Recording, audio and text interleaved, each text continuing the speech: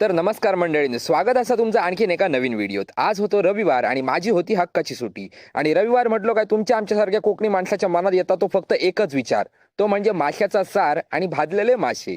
तर आमच्या घरात होतो माशाचो बेत आणि आज मी स्वतः जेवण बनवचा मनार घेतलेलं आहे। क्या बात है सर, क्या बात है सर। आजचो बेत तसं शॉर्टकट मध्ये होतो, तो म्हणजे खोबऱ्याचा सार, भात आणि मासे। आणि मंडळींनो, ह्यो होतो आजच्या मेजवानीचो खजानो, सुंगटा आणि बांगडे। खोबऱ्याच्या सारासाठी लागणारे हिरवे मिरचे, लसूण आणि खोबरा घेतलंय आणि सगळं एकत्र करून मिक्सराक लावून मिक्सर चालू केलंय। हयसर एका टोपात कोकम म्हणजेच व्हाईटचं सोलाचो राप आणि मीठ मिक्स करून ठेवलेला होता। त्याच्या ज्या खोबऱ्याचा वाटाप घातलाय आणि पाणी ओतून ढवळले तसा खोबऱ्याचा सार तयार झाला। तसाच एका वाटेक हयसर भात शिजन सुद्धा रेडी झालेलो होतो। आता रवलेला आता फक्त एकच काम म्हणजे मासे फ्राय करूचा।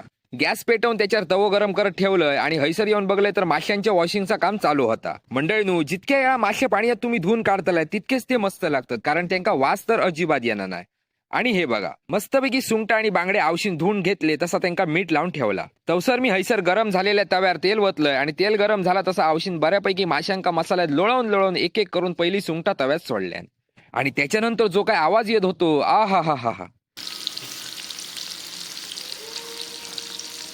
आवाज ऐकान कसा एकदम भारीच वाटा होता। मस्तपैकी कुरकुरीत सुंटा फ्राय करून झाली तसा आवशीन गरमागरम जेवण वाढूक घेतल्या।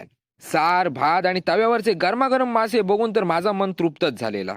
मगेन घेतलंय एक घास आणि त्याच्याबरोबर माशाचो तुकडो आणि जेवू सुरुवात केलंय।